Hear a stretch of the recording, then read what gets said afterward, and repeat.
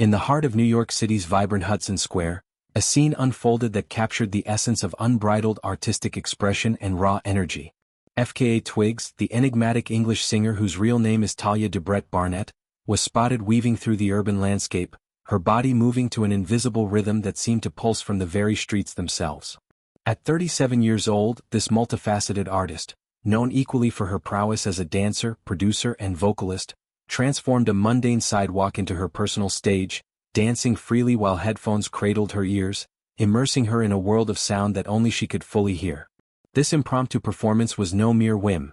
It was a deliberate act of promotion for her highly anticipated fourth studio album, Eusexua Afterglow, a project that promises to delve deeper into the realms of sensuality, introspection, and sonic innovation that have defined her career.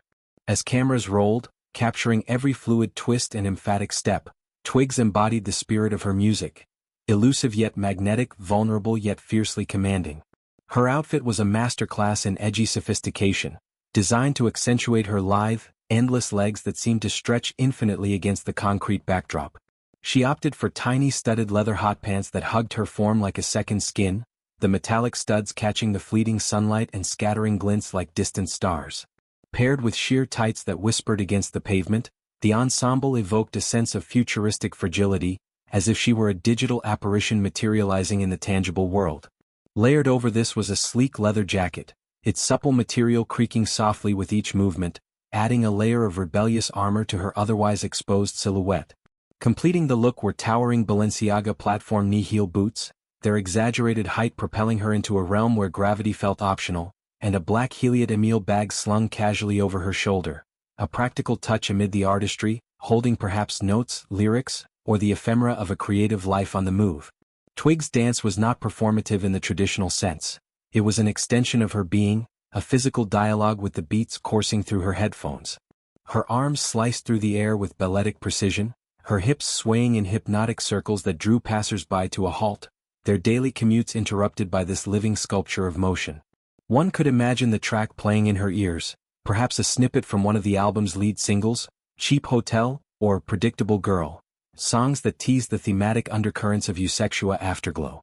These tracks, released as harbingers of the full project, blend Twigs' signature ethereal vocals with pulsating electronic undercurrents, exploring themes of fleeting connections, self-reinvention, and the intoxicating blur between desire and detachment. Cheap Hotel conjures images of transient nights in anonymous rooms, where intimacy is both a refuge and a risk, its lyrics weaving through sparse production that builds to euphoric crescendos. Predictable Girl, on the other hand, flips the script on expectations, with Twigs' voice modulating between whispers and wails, challenging listeners to confront the predictability of their own narratives. The album itself, slated for release through Young and Atlantic Records, marks a pivotal chapter in Twigs' discography. Following her previous works like the critically acclaimed Magdalene and the collaborative Capri songs, Eusexua Afterglow represents a return to her roots as a choreographer of sound and body. Twigs has long blurred the lines between music and movement. Her performances are rituals, where vulnerability is weaponized into power. This street dance in Hudson Square was a microcosm of that philosophy, a public rehearsal for the visceral experiences she aims to deliver on stage and through her records. As she loosened up to the tunes, her body language spoke volumes. Shoulders rolling like waves, feet pivoting on invisible axes, head tilting as if chasing melodies that danced just out of reach. It was a moment of pure, unfiltered joy, a reminder that artistry thrives in the unplanned, in the spaces between scheduled appearances and polished premieres. To understand the depth of this promotional spectacle, one must contextualize Twigs' journey.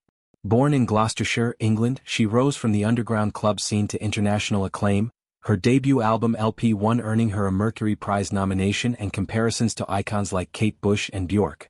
Yet, Twigs has always carved her own path, unafraid to incorporate elements of R&B, electronic and experimental pop into a tapestry that's uniquely hers. Her work often grapples with the female experience, love's sharp edges, body's betrayals, and the soul's quiet rebellions. Eusexua Afterglow builds on this, with whispers of after-hours confessions and dawn-lit revelations. The title itself evokes a lingering haze, the euphoric residue of passion that colors memory long after the flame has dimmed.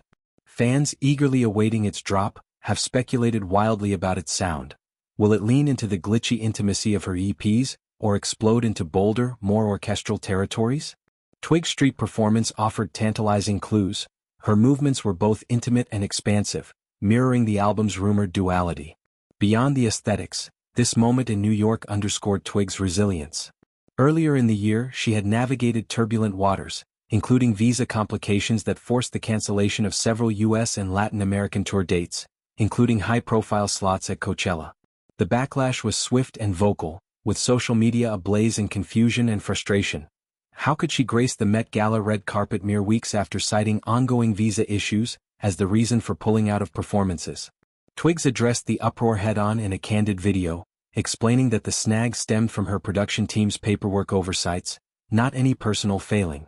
"I am completely devastated, heartbroken," she shared, her voice cracking with genuine emotion. She promised rescheduled shows, vowing to bring Usexua to life in ways that would honor the investment of her fans. That appearance at the Met, draped in avant-garde finery, was a defiant reclaiming of space, a statement that her art would not be sidelined by bureaucracy.